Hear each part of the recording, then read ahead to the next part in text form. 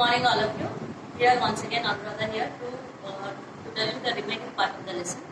So yesterday we have discussed about the various components of water.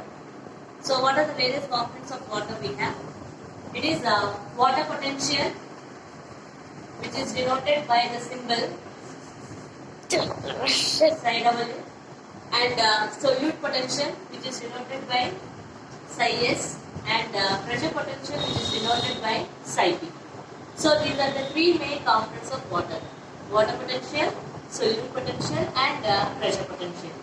Solute potential is always put in variables, whereas pressure potential is always put in positive values.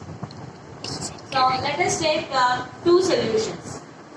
Let us take two solutions which are separated by means of a semi-permeable membrane. This is solution A and this is solution B. Solution A has less number of solute particles, whereas solution B has more number of solute particles. Now solution A, as it is having less amount of solute, the water potential will be high. So this has a higher water potential. Whereas the solution B is having more number of solute particles. So here the solute, as we increase the solute concentration, the water potential will begin to decrease. That is why here the solute water potential is low. So now the water molecules will begin to move from higher water potential to lower water potential. That is from solution A to solution B. So the movement is from solution A to solution B. That is from higher water potential to lower water potential. Higher water potential to lower water potential. So osmosis can also be defined as the movement of solvent molecules from higher water potential to lower water potential across a semi-permeable. So osmosis can be defined in two ways. The osmosis can be the movement of solvent molecules either from higher concentration to higher concentration, or it can also be defined as the movement of solvent molecules from higher water potential to lower water potential. So now let us see a sum which is related to this components of water. So take for example two cells, cell A and cell B.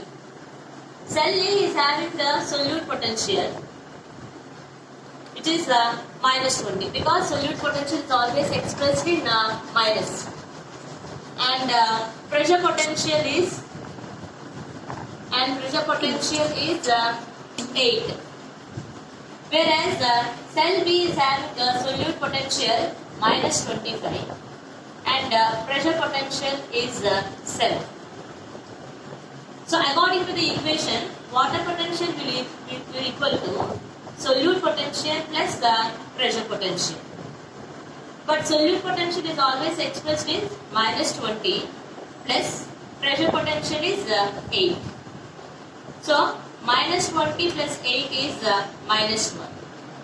Whereas in cell B, water potential is equal to solute potential plus pressure potential.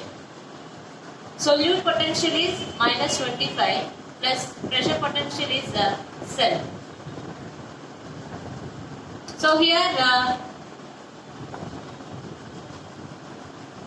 minus 18. So this is at the higher curve and whereas this is at the lower. So the movement of water will be from A to B, from cell A to cell B. Why? Because cell A is at higher water potential, whereas cell B is at lower water potential. So the movement of the water will be from cell A to cell B. Now as the water is moving from cell A to cell B, the pressure in this is going to get decreased and the pressure in this is going to get increased. Now if you see,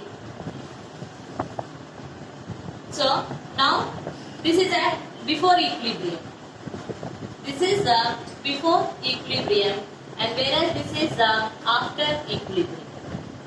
So now if you see minus 20 plus 5 and minus 10 plus minus 25 plus 10. So how much do we get here? It is minus 15, and here also it is minus 15. So now both are that same. So there is no movement of water either from cell A to cell B. Now the movement will be 0. So this in this way the cell components, the water components are going to play a very crucial role in the transport of these water from different cells to other cells in the parts of the plant. So these are about the different types of components which are present in water. And there is one more component which we can see in case of another process which is called as imbibition. Imbibition. So imbibition, you might have seen the seeds absorbing water or the dry wood which is able to absorb the water, and thereby the volume of these are going to get increased. So this process of absorption of water by these dry seeds or by these dry wood and increase in its volume, that is called as imbibition. And the pressure which is produced here, we call it as imbibitional pressure. The pressure is called as imbibitional pressure. Imbibitional pressure. And this is possible only in case of dry seeds and dry wood, where the water is going to be absorbed and the volume is going to get increased. Here the potential, there is one more term which is called as metric potential. Here the term which comes into role, we call it as metric potential, which is denoted by the symbol psi m. So it is the potential with which the force which is exerted in order to absorb the water is called as metric potential.